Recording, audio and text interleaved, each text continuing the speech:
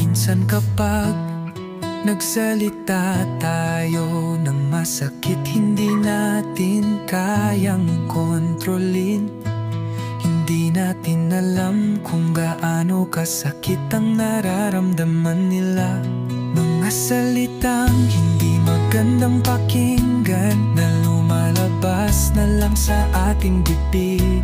Mga salitang masakit na hindi natin namamalayan, na sobra na silang nasaktan.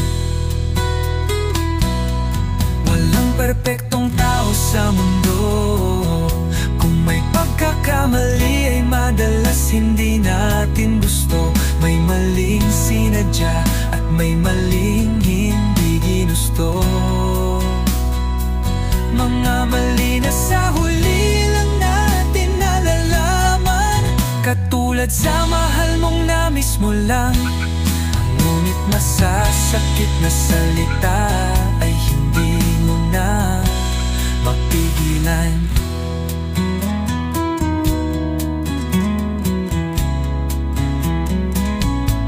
Hindi mo alam ang sakit ng kanyang naramdaman.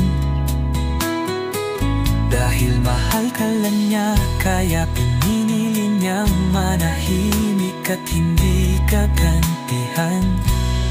Ngunit sa apat na letra lang, hindi mo man lang siya mapawian. Salitang sorry lang, baka naman hindi naman mahirap bigkasin yan para sa taong iyong nasaktan. Apat na letra lang yan, ngunit may maring makakaluwag sa bigat ng kanyang naramdaman. Sorry mahal dahil na-miss lang kita. Alam mo yan kapag nag-rapper na ako, na-miss lang kita.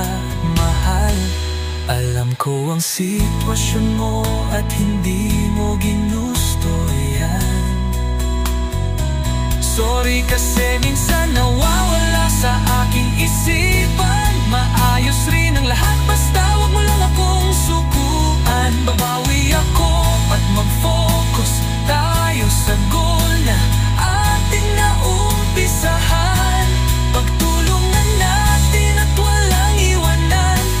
Madalas hindi mo ko masilip, ngunit nakatayo pa rin ako, dahil ako ay iyong sinuportahan.